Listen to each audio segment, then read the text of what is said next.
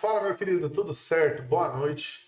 Ó, vou assistir agora um documentário aqui do ICL, onde mergulha na riqueza do pastor Silas Malafaia, porque muita gente ainda acredita que esse cara não é um pilantra de carteirinha, né? Então, bom que fica aí demonstrativo. Vamos ver. Bom, eu não sei, tá? Eu tô vendo em primeira mão junto com vocês, então é isso.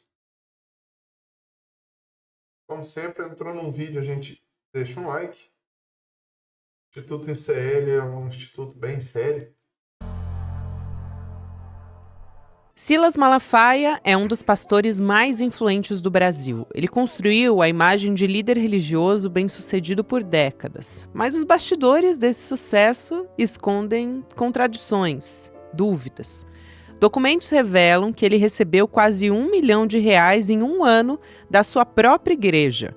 Enquanto isso, boa parte dos bens que ele utiliza está no nome de entidades religiosas. Avião, carros de luxo e viagens internacionais não constam na declaração de imposto de renda. E em 2015, a Assembleia de Deus Vitória em Cristo, Igreja do Malafaia, chegou a ser autuada em R$ 25 milhões pela Receita Federal. Essa mesma estrutura que financiou a atuação religiosa e vida pessoal, bancou também o apoio a Jair Bolsonaro. E agora serve para formar um exército de jovens influenciadores de extrema-direita. Mas qual é a verdadeira fonte de renda do pastor Malafaia? E onde termina a fé e começa o negócio? Terça-feira, 13 de maio de 2025. Foi o dia que postaram isso aí. Caramba. Sou a Gabriela Varela, esse é o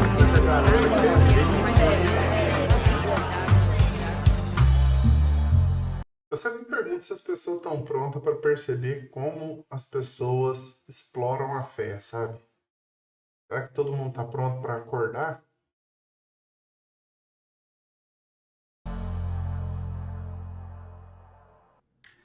Olá, seja muito bem-vindo, seja muito bem-vinda. Eu sou a Gabriela Varela e esse é o Videocast em Detalhes. Aqui, sempre com um convidado, uma convidada, a gente analisa uma temática, uma notícia do momento.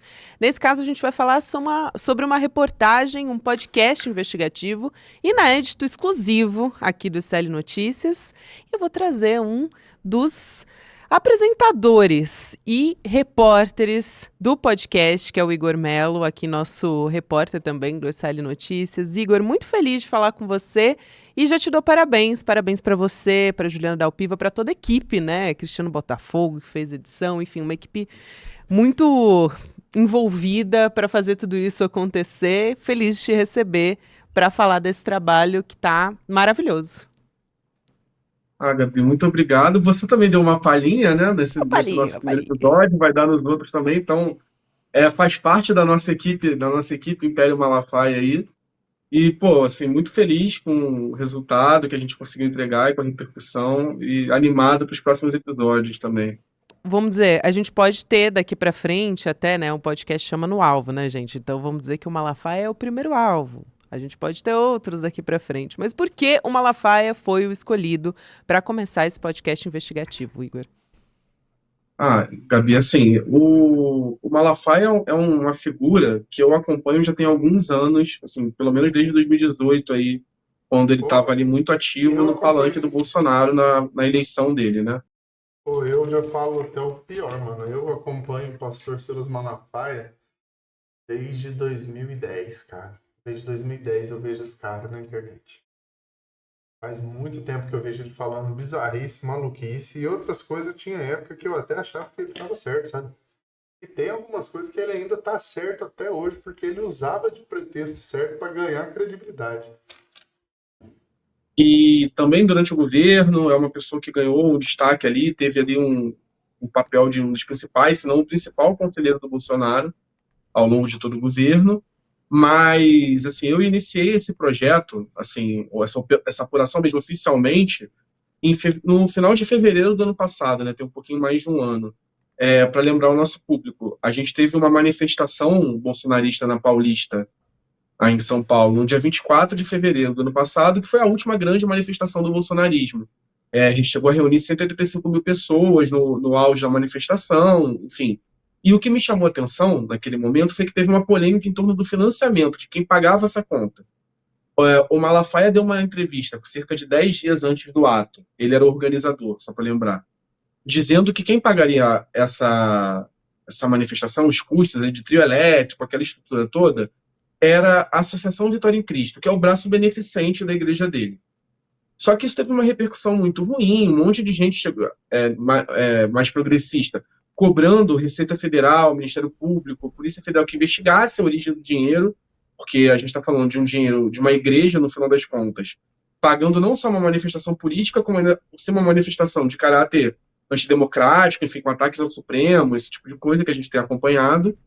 E por conta disso, o Malafaia recuou, e alguns dias depois, dois dias depois dessa declaração, ele veio ao público novamente e disse que era ele que ia pagar do bolso dele, pessoa física. Só que aí teve a manifestação, ele discursou, o Bolsonaro discursou, ela encheu muito, bombou, e o Malafaia se sentiu confortável para passar, então, a tripudiar desses críticos e das autoridades. E ele gravou um vídeo nas redes dele no dia seguinte à manifestação, onde ele, assim, abertamente desafia as autoridades. Ele fala, debochando, assim, pode vir para cima de mim, vocês sabem quanto eu ganho, vocês têm meu imposto de renda, eu tenho dinheiro para pagar não uma só não, eu tenho dinheiro para pagar várias manifestações, enfim. E aí, enfim, quando ele falou isso, me deu um estalo, assim, de falar, peraí, mas eu não sei quanto ele tem de dinheiro. E eu acredito que ninguém saiba.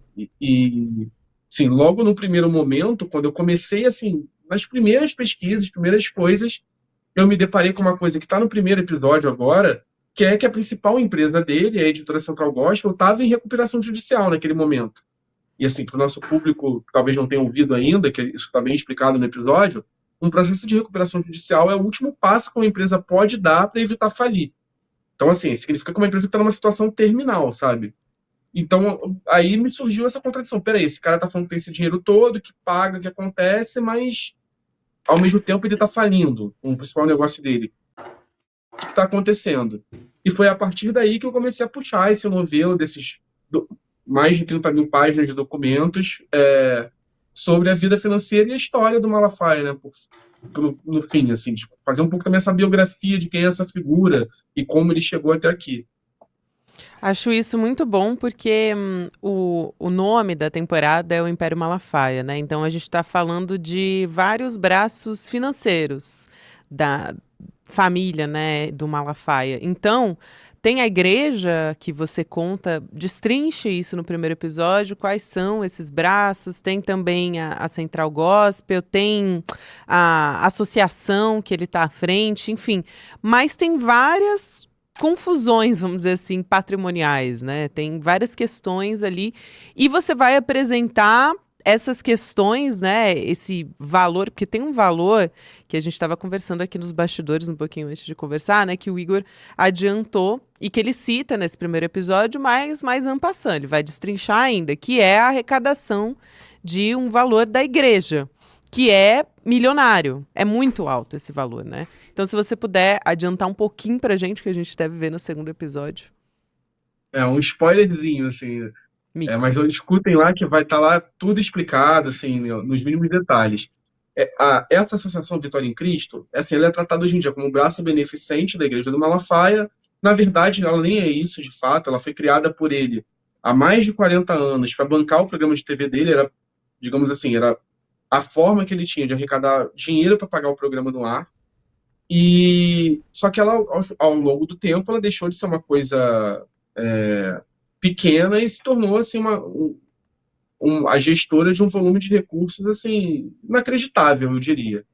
E aí a gente teve acesso a uma investigação da Receita Federal que mostra uma série de irregularidades nas contas dessa entidade, e ela traz a informação de que só no ano de 2010 a AVEC, essa entidade do Malafaia, conseguiu arrecadar quase 98 milhões de reais em doações. Sim.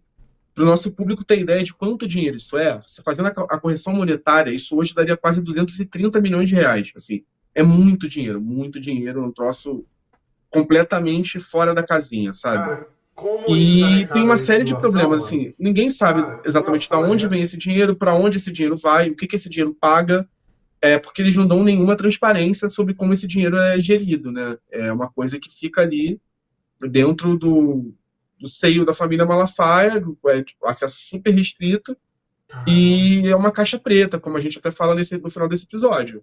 E a gente vai tentar abrir essa caixa preta no episódio 2 e mostrar um pouco pro público os bastidores dessa história, sabe? Isso é o que é Com declarável, certeza. E né? aí tem também a reportagem especial no site.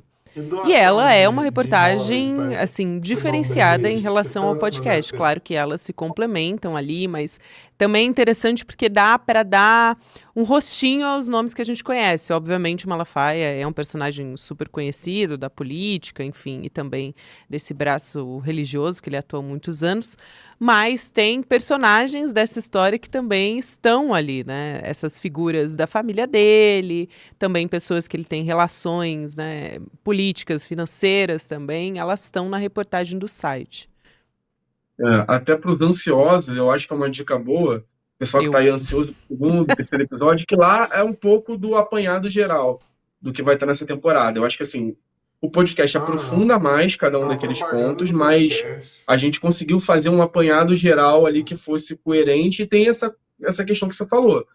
Tem cara de todo mundo, então assim, os parentes, os Entendi. pastores que a gente se.